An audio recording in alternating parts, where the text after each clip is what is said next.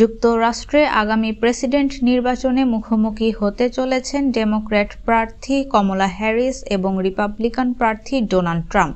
আগামী নভেম্বর মাসে এই নির্বাচন অনুষ্ঠিত হবে। এর আগে চলতি সপ্তাহেই প্রথমবারের মতো বিতর্কের মুখোমুখি হতে যাচ্ছেন তারা।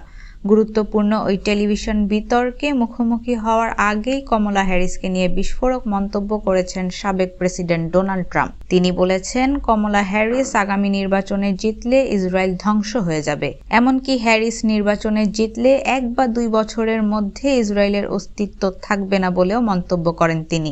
আগামী নভেম্বরের নির্বাচনে জয়লাভ করে ভাইস প্রেসিডেন্ট কমলা হ্যারিস হোয়াইট হাউসে গেলে ইসরায়েল ধ্বংস হয়ে যাবে বলে সাবেক মার্কিন প্রেসিডেন্ট ডোনাল্ড ট্রাম্প মন্তব্য করেছেন। তিনি বলেন, যদি আমি এই নির্বাচনে জয়ী না হই তাহলে কমরেড কমলা হ্যারিসের নেতৃত্বে ইসরায়েল ধ্বংস হয়ে যাবে, ইসরায়েল শেষ হয়ে যাবে। রিপাবলিকান মনোনীত এই প্রেসিডেন্ট প্রার্থী দাবি করেছেন, তিনি একমাত্র ব্যক্তি যিনি মধ্যপ্রাচ্যে বিশৃঙ্খলার অবসান ঘটাতে পারেন এবং তৃতীয় বিশ্বযুদ্ধ প্রতিরোধ করতে পারেন। তিনি জানান, আমার জেতাই ভালো, আমার জয়ী হওয়াই ভালো।